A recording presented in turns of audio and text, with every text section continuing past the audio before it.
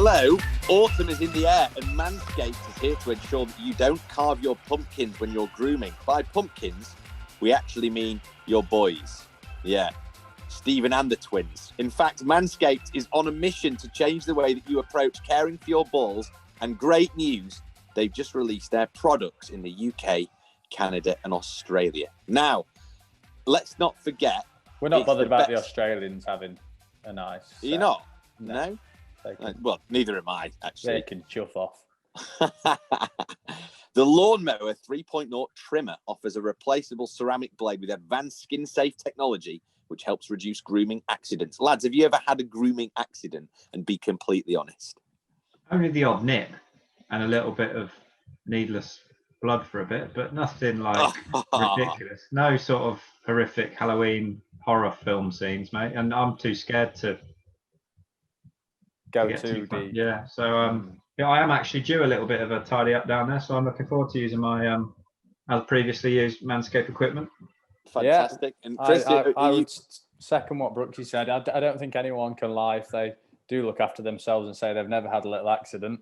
But due to having the new Manscaped product means I will never have an accident again. I love it. Well, look, they've got an ear and nose hair trimmer as well. It's called the Weed Whacker. They've got the crop care kit. We like that, by the way. I've used that ball deodorant. It's brilliant. Really, really nice. I don't really know why, but it feels nice and fresh down there. It's very good. Crop mop ball wipes, crop cleanser body wash, a full body wash that you can also use on your hair, on your head. Not that I've got much of it, so I might not probably say, be careful, mate. Be careful. I just thought I'd get that in before you guys started as well. And if you suffer from stank foot or you stand on your feet all day, there's a product for you, the Foot Duster foot deodorant. It's a free gift as well when you order this, so that's pretty good. Loads of stuff to go at as well.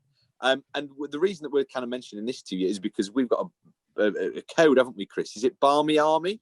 We have, yes, absolutely. So you can get 20% off and free shipping at manscaped.com with code Barmy Army in block capitals. Make your balls a priority this fall. Masterfully done. And like we said before, I use mine the other week, and you can eat your dinner off it. Thank you very much for joining. Hope you enjoyed Ben Duckett's podcast. We're actually got some really good guests lined up in the next few weeks, so keep them downloaded and keep subscribing and telling your mates about it and stuff as well, particularly since at the moment there's, well, apart from a bit of IPL stuff, there's not really anything to get your cricketing fix. So yeah, so give it a listen. And also, we want to have some correspondence as well. We'll keep it quite general. Just let us know what you're up to. Give us some stuff. A bit of banter to read out on the podcast would be very nice. And we'll get some of those read out in the next few weeks as well. Brooksy, Millard, how are we both? Brooksy, I know that you've been under the knife a little bit recently. And you're heading for a bit more. Yeah, mate. No, I've had a bit of a mad couple of weeks. I had my thumb reattached after wounding it at Lord's. For my ligaments, so that's in a cast at the minute, my right hand, and I've also got double Achilles op coming up on Monday just to sort out my ongoing Achilles issues I've had for most of my career. So it's going to be a pretty rubbish rehab process for the next 3 or 4 weeks, but after that I'll be good longer term. Good. I'll be Barnick. I'll be like the Barnick man. You will, man. Yeah. It's all right. You could probably get away with a facelift or something as well whilst you're recovering. Yeah. Massive shots, that. Yeah. Wow. Wasn't expecting that, Mr. I need a hair transplant. I know. I think Turkey's not on the air bridge at the moment. That's why I'm just putting mine off at the moment.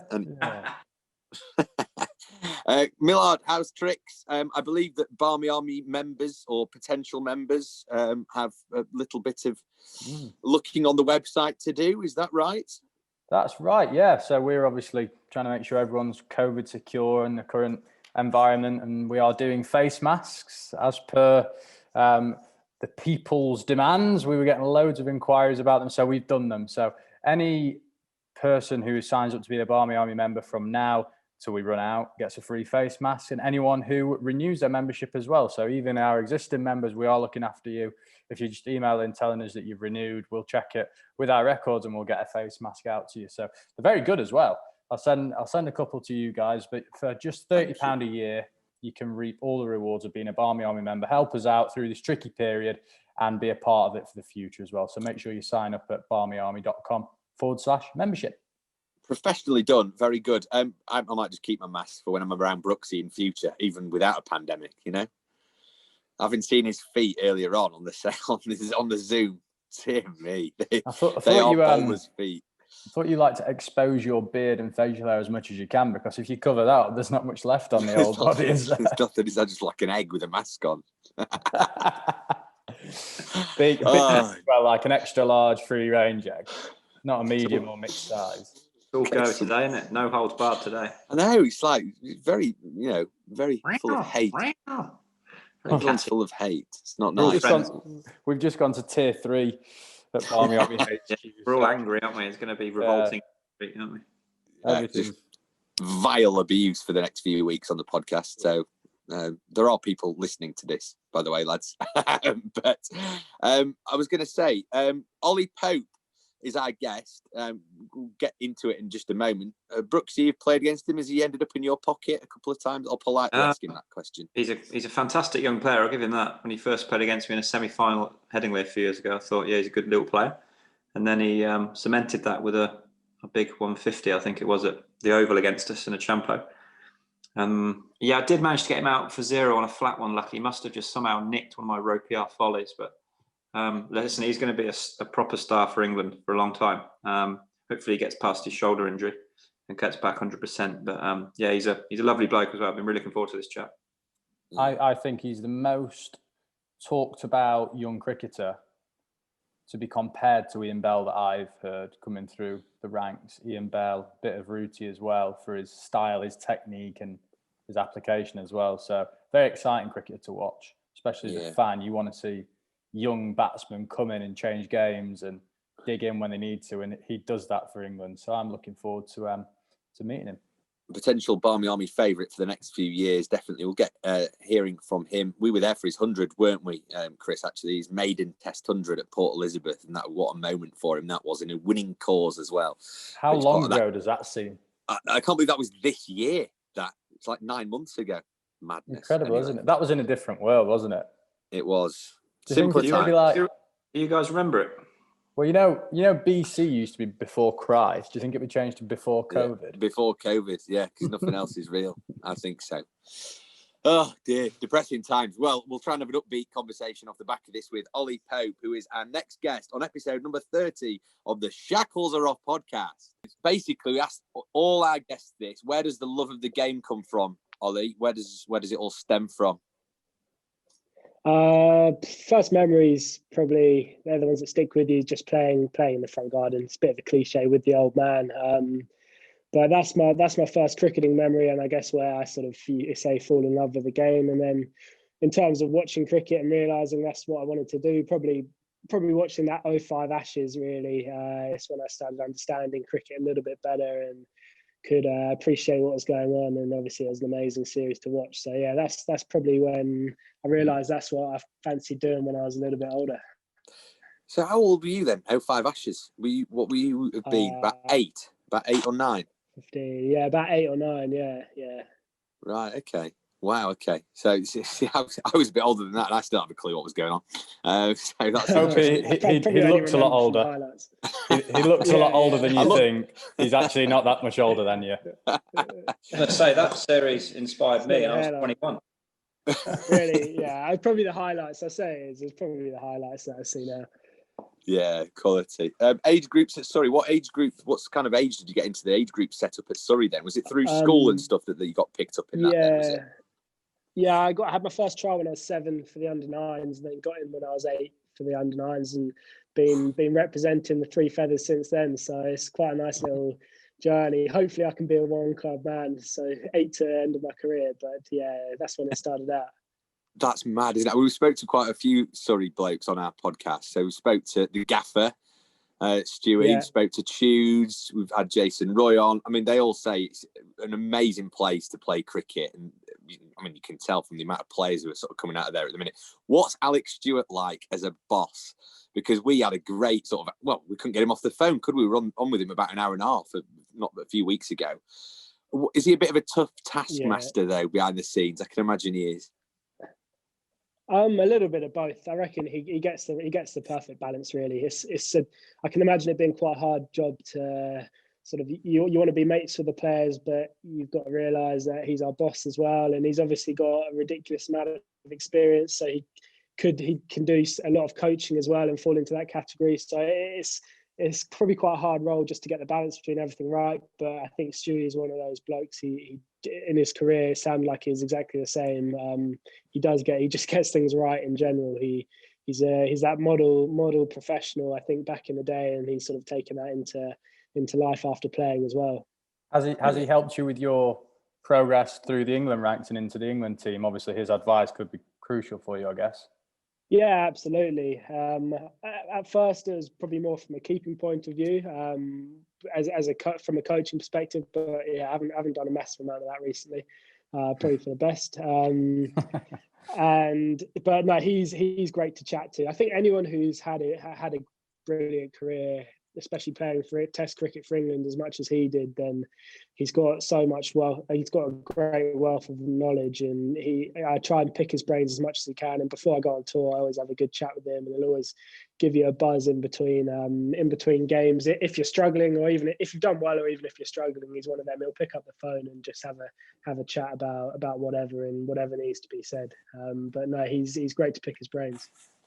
We'll talk about Surrey and stuff in a moment, because there's the Currans, Amar Verdi, yourself, and a whole host of players who are making a big impact at the minute. But you were sent to the Australian sort of grade cricket system, weren't you? Quite early doors. Yeah. Brooksy spent a bit of time there as well, didn't you? You spent time in Australia, Brooksy, in winters. I think pretty much every player that we speak to has at some point. How was that, first of all? And I've also got a bit of a nugget of information that you need to talk us through in a minute. But first of all, how was Australia? Australia's class. I mean, I was initially told I was going out to Sydney, so I was like, decent. I want to be on Bondi Beach, Coogee Beach every day, and then found out I was going to Campbelltown out west, and there's no beaches nearby there, and it's roasting hot. And but they looked after me brilliantly. I loved the club, and the family that put me up were awesome as well. And I was lucky enough. I had mates staying in Coogee, so I'd hop down there for a couple of nights each week and make the most of the Sydney lifestyle. But yeah, it wasn't exactly what I expected at first, but I loved it every minute of my time out there, and it was probably a good thing for my cricket that I was a little bit further out of the city than I had initially imagined. But no, it was awesome. It's a good comp to be a part of, and I think it's as good a cricket as you'll get that's not professional cricket from my experience anyway. Any stick off any of the Aussies? I mean, what's it like as a batsman? I was just about to ask exactly the same question. Brutal. Did you get a good prep for all the stick? Yeah. To be honest, I expected more. It was a little bit of a downer, to be honest. I was quite looking forward to copping some good classic Aussie bogan sprays, but they didn't go as hard as I'd imagined. I think you get the odd one. So when you're struggling for a bit, if you're struggling for a bit of form or struggling one inning, saying, how's this guy professional cricket? How's he playing county cricket? I'd go over an average 50 in county cricket if I was out there. But just a classic grade cricket chat, to be honest. But it's good. It's competitive, and the way they sort of fire up every Saturday and Sunday. It's good. It's entertaining, but I would have hoped for a bit more stick. I was a little bit surprised, to be honest. I think probably because the wickets were so flat and we're using a ball without a seam on. So yeah, I bet you loved batting against the Kookaburra, didn't you?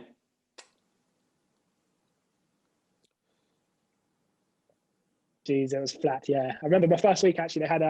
They had Hazelwood and Trent Copeland playing. So I was like, geez, this grade cricket is just as good as Test cricket, really. But then they didn't. Yeah, then it was flat out there, so it was nice to bat.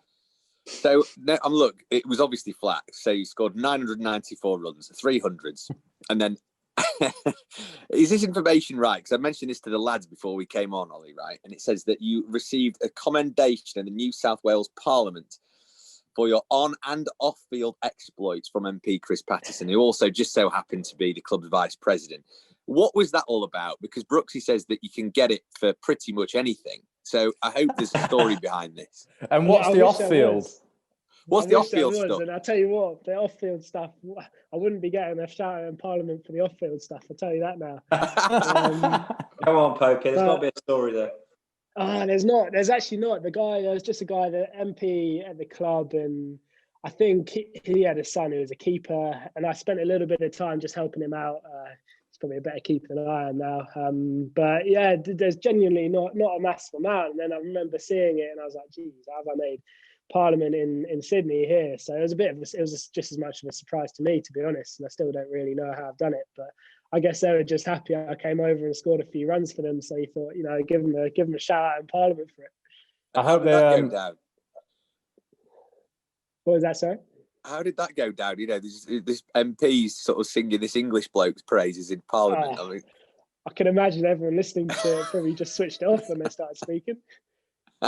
Are you happy that if we remind the Australian public that you've got a commendation in their Parliament when you're scoring 1,000 runs in the next Ashes series against them?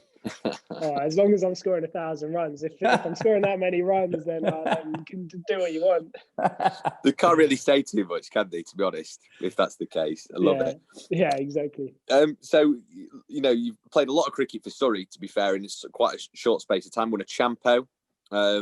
Played against Brooksy much, actually. You must have played against each other a bit. A couple games, yeah. 2 or 3 times, I reckon. Yeah, I think he's taken me down a couple of times. You caught me on a good day one year at the Oval. You beat cover and it's 4 runs. So you played lovely that day. You basically turned the game, didn't you? And then you just absolutely dicked us. And Ollie, has Brooksy ever got you out? Have you? Yeah. Obviously erased that one. I'm pretty sure I've nicked him off for a duck, but drawn game. I think it was another game. Yeah. Geez, I tell you that was a good one. That it was the flattest wicket ever. The week before, I just got my maiden ton against Hampshire, so I'm on top of the world. And this wicket is a belter at the Oval, one of those real batters' paradises. And I watched Sanger get 180 not out, and watched Folksy get 150, I reckon. And I've got some serious pad rash. And I was like, right, it's my turn.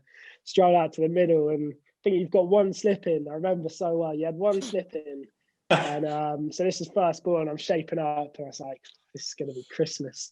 Things are knackered. You had one slip and play, and then I remember, I think whoever was behind the sticks, I think it was Hod, goes, let's just get a second in. First ball, nick, second slip, diving, one-handed catch, and we've scored about 600 odd runs, and I've got a first baller, and it was a pretty dark day. One of my row PR follows, you just managed to nick, but yeah, exactly. Anything can happen first ball. Great answer. That's superb. I love that. Talk to me about when you first made your England debut. What's it like strolling out with those 3 lines on? I know you'd probably played some age group cricket and some line stuff prior to that, so it wasn't that new, but it must have been awesome all the same. And what were you, about 19, 20 or something when you've made your debut? Yeah, I think I was just 20. It was a whirlwind, to be honest. It was a dream week because it was a Lord's Test match. We're playing against the number one team in the world of India at the time. They had Kohli playing with my heroes. Now I've only played, I think, 13, 14 first-class games at this time, so I'm a bit like, what is going on here? And I remember I was unbelievably nervous. I think a few days before, but I was excited but nervous at the same time, just because I didn't expect to be there. I got a call on the Sunday saying I was joining up with the boys on the Monday, just completely out of the blue, really. I was as shocked as everyone to be walking out there. And yeah, staying in the nice hotel in London, and it was class. Everything was, I don't want to say it got to my head, but I took things in nicely before, and I just remember doing a press conference with like 50 journalists in a room, and I was like, what is going on here? I'm just a 20-year-old just trying to give it a whack. So that it was the whole build-up was a bit of a whirlwind, and the first day ended up being a complete washout at Lord's. The crowds in, I remember just wanting to just get on with it, get out there. And then when we finally did get out there, it was nice. We rolled them for like 90 odd on a green wicket, and then the sun came out and it was a bit nicer to bat on. But it was an incredibly special week. But it was, looking back on it, you say when you play for England, try and treat it like a county game. At the time, it felt a bit impossible, because it was just it was very special, and I'm glad I could take it in. But I also, after I only played 2 games in my first little stint, so it gave me good time to actually become a better player after that when I next got my shot. Yeah, and presumably as well, you'd been to the Oval to watch England before, just as a punter, and probably got some tickets and stuff through Surrey. So that must be strange, because I can't. I mean, luckily I'm never going to play for England, but I'm looking at it and I'm sat in the stand, and I can't imagine then being on the other side of it. Whereas for you, that's exactly what happened. So that must be quite a weird thing. You were never in the academy though, Greggy, were you? Let's be honest. Yeah, so I say Pope's a little bit better than you, Greg. Yeah, well, I did clarify that before I made that point. No, it was. And then I just remember standing, and I was just as nervous fielding as I was batting, to be honest, just because it's like Jimmy's bowling, and I don't want to drop a catch on debut off Jimmy. And then I remember getting dragged in. I was actually I think I was at 4th slip, so it was not a nice position because you stand so close there as well. So I remember ticker was going, but it was cool. It was an amazing experience.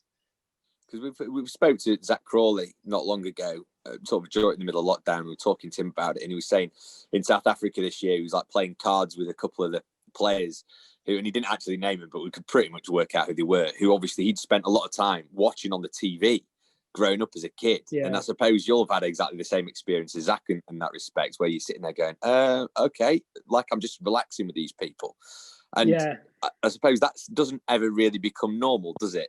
Even if they are your teammates. So have you got a moment like that where you think, oh God, I'm playing cards, or I'm stood having breakfast? Yeah, no, it was actually, I think it was probably the moment I realised was on my, because like you say, it does, I guess, become normal when you do tour with these guys for so long.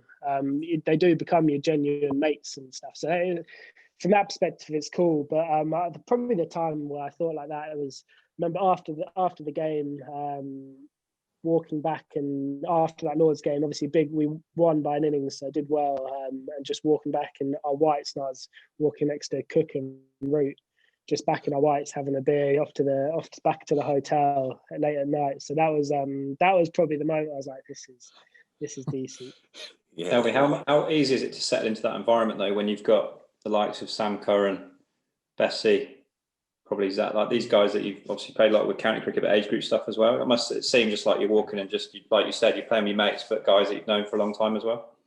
Yeah, it is. It does help quite a lot, to be honest. It's just looking around and seeing these guys all on the pitch. It is kind of comforting in a way, seeing Sam at fine leg, and then standing next to Crawley in the slips, and then Bessie's having a trundle, and it is weird because I've played with all these guys since I was sort of 8 or 9, a few of them, and then played 9 teams with Bessie. Sam joined when he was 15, and it does help make the whole thing at the moment, I don't want to say normal because it's never going to be normal, but as normal as it can be. And then I think the one of the nicest moments was after that Cape Town test, to be honest, just after, and because Crawley was pretty new to the team as well then, and he pulled off that catch, and we're all going mental on the pitch, and then all the big dogs were just as like buzzing by the whole thing as we were. So that was pretty cool to be a part of. How big an impact Stokesy have in that change room? Is he just a massive presence as a bloke around the rooms, not obviously for his cricket ability, but also just with his mere presence around as well?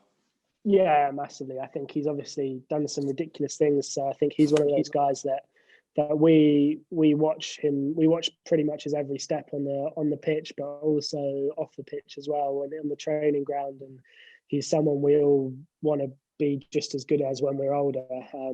So it's great to have him around. Just his whole sort of personality and obviously the way he plays as well, which is pretty special. Yeah, that's so good. I love all that. So look, Amar Verdi's not quite sort of made his way in yet, but you talk about the Currans, and then obviously older as well. Rory Burns, Jason Roy, who've sort of kind of been there and done it in the last sort of couple of years and a few years before that in Jason's case. Have you been able to pick their brains? What's it like when you're sort of battling for a place in the side, and Rory's there as well, because, you know, he's done really well, scored the Ashes 100 and stuff as well, hasn't he? So that must be really nice. You're obviously quite close. In fact, it just reminded me, just talking about Rory Burns, there was a video of Rooty talking to Zach. You know exactly what I'm saying. I've seen you grin on your face here, and you're both snuggling up to each other, aren't you? You've both got your hoodies on. You obviously got on really well. We're both nicked off for not very many as well.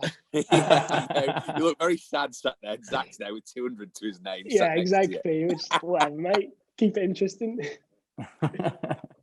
I love that. Well, I mean, obviously, you're very, you're good pals and stuff, and he's a bit older. And what's he been like? Because he was sort of knocking on that England door for ages, wasn't he? So he must be really glad that you guys have got that opportunity sort of long before he did, really. Yeah, absolutely. Burnsy's he's a great bloke. He's someone who I look up to a lot in just how he goes about his cricket. And when he's playing well and when things are going well for him, he'll be the same bloke as when things are going pretty badly for him, which is something I admire a lot with how he goes about his stuff. But he's one of my good mates now as well. Obviously there's that age gap, but he feels like he's one of my closest mates even off the pitch. So to have him there is good. He's someone, yeah, like I said, I admire him a lot for how he deals with criticism. We all go through the same thing as cricketers. I mean, when things don't go your way, it can feel like the hardest and the worst sport in the world, and everyone feels it. But Jack, you know the feeling. There can be some low days in there, and I mean, I'm still a young punk, but if you can try and as early on as you can try and deal with those low days as good as possible, and yeah, that's basically what I use Burnsy for. He sort of helps me dig me out of a little pit when I've nicked off on a flat one against Yorkshire for none. My row PR follies have dealt with a few, so I wouldn't worry about too much.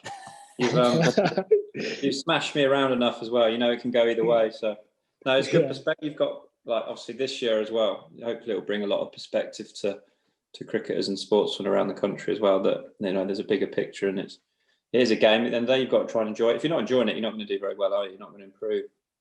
Exactly. I can't remember being your age, to be honest. But you were still playing club cricket, weren't you, Brooksy? Then. Yeah, I wasn't even a professional. So I just soak it in. I think that gives me more perspective. I remember speaking to James Hildreth about it, because he's same age as me, but he's played since he was sort of 17 or so. But I've got probably perspective outside cricket and try and play with a smile, because I know what it's like to have a real job and a sort of a mundane job that you don't necessarily want to do. Whereas cricket, even if you're on a bad day, you're still messing around with your mates, aren't you? And keeping fit and travelling, it brings you a lot. Yeah, exactly.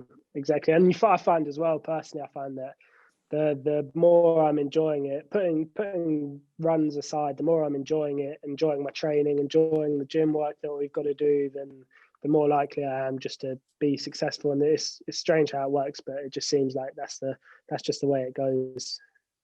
Yeah. We spoke to Dom Sibley about a few weeks ago as well, and we were talking to him about saying, what do you do on tour? You know, how do you entertain yourself? And I mean, all Dom said was, he was like, oh yeah, in South Africa we looked at a few waterfalls and stuff. It all sounded really boring. So I hope that you actually do things that are slightly more exciting than that. I mean, that's the good thing, you know, when you've done a fair amount of touring yourself now. What do you get up to in between test matches? Have you done anything exciting? Because you've got all that time. The obvious Call of Duty. Well, I know that's the thing with you lot. You're all sat in your rooms now. Feels like Pudsey. Feels like Call of Duty. Feels like Call of Duty at the moment. But in the winter, I was lucky enough this winter. We went to New Zealand first and South Africa. So a lot of the days off, we would travel to try and find the nicest golf course in the area and try and have a hack around that, and the amount we play is when we go to those kind of countries is it's a lot. And then South Africa, we had a few days off after that Cape Town test before Port Elizabeth. A few of us rented a little villa in Cape Town for a few days, and we headed down towards Port Elizabeth and managed to get on a safari for the day. And we try and do things like that. It's nice when, I mean, obviously we're there to play cricket and we're there to try and win a series, but it's also a great chance for us just to have a little look around, be a tourist for a few days as well, and just try and take it all in if we're in a country that allows that. So yeah, well, when there's things to be, so when there's activities to go do, there's a lot of boys will stick their hand up and try and get out and about and do that. You ever see any of the Barmy Army out and about whilst you're on your travels exploring around? We're normally back in our hotel room, locked up with our curfew when they're out and about. Opie, you've mentioned the South Africa tour and what it was like, but we obviously speak to a lot of people and saying that was amazing. The atmosphere in the ground, that Cape Town test, the way you won. Can you remember the atmosphere and what it was like hearing the Barmy Army singing throughout the day and giving you that extra nudge, what we thought you needed? Yeah, and you know what? It was exactly what you need. You almost feel there's times out there where you feel like, geez, because there were some good wickets out there, especially Cape Town was a nice wicket. And there was times I remember where I think the Barmy Army they were singing, and the song where we have to basically, you're going to sing until we get a wicket. Yeah. I'm just stood there. It's like, I'm like, geez, where's this wicket coming from here? And it's almost like we've got the responsibility to get this wicket, so you guys can just sit down for 10 minutes because it looks so tiring, especially after a few pints. But yeah, there's those times when we felt like it was just flat, and there were two in batsmen, but the Barmy Army is still just singing their hearts out, and it's just like this is what keeps going, and it's what we missed. That was one of the things we spoke about this summer with the bubble. Is something that we missed. That's probably one of the main things that we did miss, is when things are a little bit flat and the game's not moving as quickly as it could be or as quickly as we'd like it to be, is that extra little boost from the Barmy Army, and it does make a massive difference as well. So but yeah, that Cape Town, you point out there, I mean, each test was amazing, but that Cape Town specifically was unbelievable, because obviously going away and feeling like you're playing in a home game where every single person's behind you and supporting you pretty much. And I remember batting on the first day in the evening and managed to get to my 50 and had felt like 20,000 people just chanting your name, and it just felt amazing. There's no fear. It felt like a footballer out there, how they chant. So it was really cool. That's awesome. Right. And I mean, you're talking about Cape Town. I mean, Port Elizabeth for you personally was, and for the team as well, because it was a winning test. But that was awesome, wasn't it? I mean, 100 to your name, and there was still quite a few Barmy Army in the ground for that, wasn't there? There was certainly sort of dominating. I mean, we were both there, Chris, weren't we, for that? What a feeling that is. I mean, brilliant. I mean, how much did you enjoy that feeling? Yeah, it's massively, and yeah, like you said, there was still a lot of Barmy Army there, so it felt like there was a big roar when you crossed the line as well. So that was cool. But yeah, the feeling when it trickled over the fence was amazing. It was, I think as a batter, as a cricketer, you're dreaming of playing for England, and that's sort of the first box ticked, and then you're like, right, what's next? And then as a batter, it's like, oh, imagine if you scored a Test 100, how amazing would that be? And I remember speaking to Zach about it, and before he got his double 100, and he's like, how did it feel? What does it feel like? And it's it was an incredibly special feeling, and it's, I don't want to say it's a weight off your shoulders, but it's just a box that you're buzzing to tick as a batter. Yeah, hopefully I can get some more under my belt. If I got out in the 90s this summer, which was annoying, but it was, yeah, when it went across the line, it felt like it's a cliche. It was a dream come true.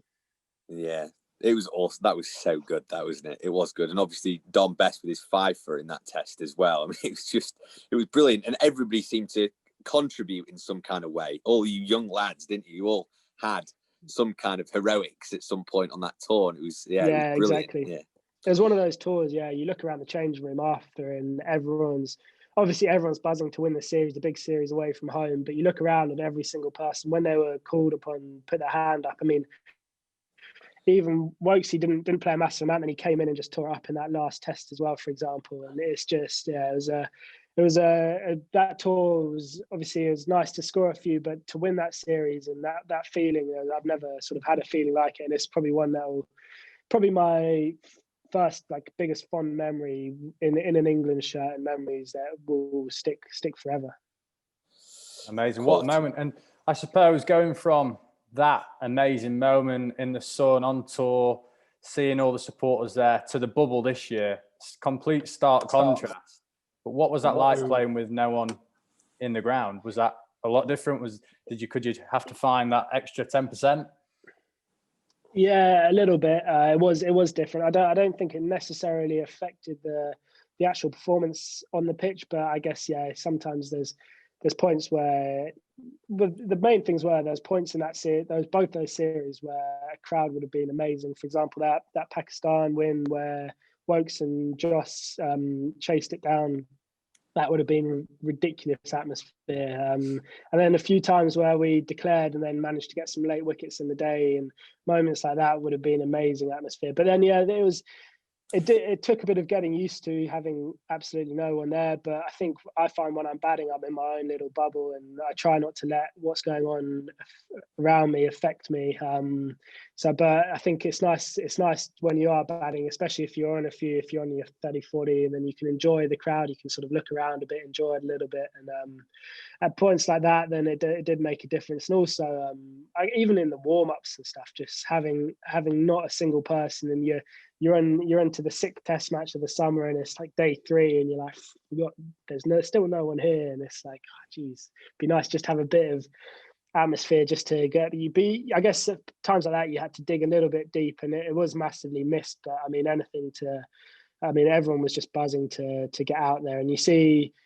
Again, you go back to how the big dogs acted, how the Broads, the Jimmies, and you wouldn't know whether they're playing in front of, I guess, 90,000 or 0 people. Their preparation is exactly the same, and they go about it exactly the same way, it's a great lesson for us young lads.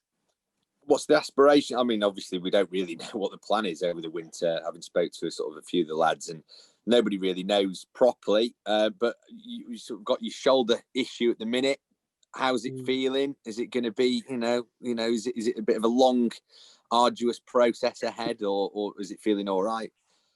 It's feeling okay. It was quite a big operation. It was a keyhole last time round, and then this time they had a good old rummage around in there, obviously, to hopefully it doesn't happen again. So it was quite a big operation. So it's a slower process getting back to it, and it's pretty tedious in the gym. But looking forward, I'm hoping to be back fully fit at the start of January. I'm hoping to start picking up a bat in maybe at the start of December. If I think I've got a CT scan, this will be 10 weeks post-operation. And at that point, I'll know when I can pick up a bat again. But I'm hoping to be fully fit for the start of January. And then hopefully whenever the next test matches are, I'll be ready to go. I love that. And the most important part of rehab is obviously getting a puppy, and you've done that. Yeah, I'd love to get him on, but when he's asleep, then when he's behaving his best, he's, even if I say his name, he'll start yapping. And Popey, can you take your cap off, pal, as well? Because I want to see if you've got. Have you got your? Oh no! Have you had that cut since the bubble or what? Yeah. I'm not in a while. Good lid. That's a strong lid, mate. I'm a dad now. I'm a dog dad. I don't have time for haircuts. Dog dad. We're all a fan of a good lid on this podcast, except for Greggy, who. Apart from me, I'm just jealous. That's it. That's the problem. I'm just jealous. Tell you what you can get, eh? No, it's not. It's at a bad point, to be honest, at the moment. Tell us, Popey. Tell us, how old do you think Greggy is? Oh no, we're not doing this, are we? Go young. Just go young. Be honest. I'm going to say, honestly, 33. That is so old. That is unbelievably old. Younger, 26. 26. There we go, 26. Thanks, mate. Yeah. See, it's unbelievable. That it must be the camera. I'm obviously just it's the camera angle. We have to take the first answer, haven't we? Yeah, it's the camera. No, we're not taking the first answer. He revised it. Nice one. Yeah. Also, I feel sorry for you, Pope, who Brooksy chucking that on you. That's not fair, is it? No. That's not fair. It's all right. Wicked. None taken, pal. Nice one. Hope he gets abused for his age and his hair on it quite a lot. Age, So. hair, weight, everything. Yeah, some of them, they don't even need any teasing them to do it. Unbelievable. Marcus Yeah, I can Trescothick tell. had me the worst, didn't he? That was shocker. It's what Anyway. you get for being a journalist, mate. It's not. I'm not a journalist either. Oh, Yeah. right. They're probably starting on me here. Anyway, you're not the guest. I'm not. You started it. Oh dear. Popey, it's been really good to have you on, mate. Much appreciated. Good to talk to you. I hope your shoulder recovers. And you need to get that lid sorted. But then again, after that comment, I'm just going to shut up. And I think we'll just end the pod where we are. Live in a cap. I want to hear, before we go, if we got time, Greggy, tell me if we haven't, but I want to know, obviously, aspirations for, hopefully, for an away Ashes tour at the end of next year. Are you excited by that, playing in Ashes in Australia? Is that something that you've always wanted to do, obviously, being an England Test player? Yeah, absolutely. I mean, look, we've got, I don't want to look too far ahead because obviously we've got a lot of cricket and there's a lot of Test cricket hopefully to be played before then.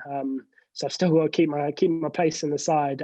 But it'll be a dream. I think it's one of them that your memories of a kid. I spoke about that 05 Ashes earlier. Your memories of a kid are Ashes cricket, watching Ashes cricket on TV. Of cricket, and so it would be a dream come true to go on an Ashes tour. And I pray that if it does go ahead, and I'm sure it'll go ahead, but if I can get on the plane, then I pray that the Barmy Army will be allowed out there, because it just looks. I went and watched the Sydney Test when I was out playing grade cricket, and it just looks ridiculous. And to have that support from being on the pitch, to have that support looks amazing. So fingers crossed. Amazing. So you have already been part of the Barmy Army. That's what you're saying. Yeah. Yeah, it was a Friday, so I hopped in there. It was that boiling day in Sydney. When you're all in the sun all day. And did a bit half and half. I did, but yeah, it looked ridiculous. Were you hobnobbing on duty around the boxes because you're now in with the Parliament, or were you out with the half? Yeah, exactly. I was I was in the posh seats, mate. Cutting the ribbon for the new canteen. Yeah, exactly. Love it. Nice one, Popey. It'll be my one. 23rd Ashes tour by the time we go out there next winter. So, nice one. Sorry, before we go, Pope, have you got a Barmy Army song? We've got a couple. There are a couple bouncing around. Yeah, there's a couple of little ones. There was one I remember watching the video, which is long. Yeah, I don't know them well enough yet. We're perfecting them. We are perfecting Bubble them. Life. I can't sing. Someone else can. Any aspirations to get on a ukulele like Rooty or rather? He loves it, doesn't he? Did you see Steve Smith last week? Dear me, that was bad, wasn't it? Yeah, that was interesting. That he not allowed to say that. You won't be posting that online though, would you? No, that was an interesting option, that to be posting online. But fair play, if you don't back yourself, who will? Yeah, good point. Very good point. Yeah. We enjoyed it. It's the motto you go with, yeah. Unbelievable. Popey, it's been really good to chat. We'll let you get back to doggy dad duties, mate. Much appreciated. I'll creep around and keep him asleep, hopefully. Top man, Popey. Nice to see you again, again, guys. mate. All the best. Good to see you. Catch you later. Thanks for coming on, mate. Easy, mate. Cheers, buddy. No worries. Cheers.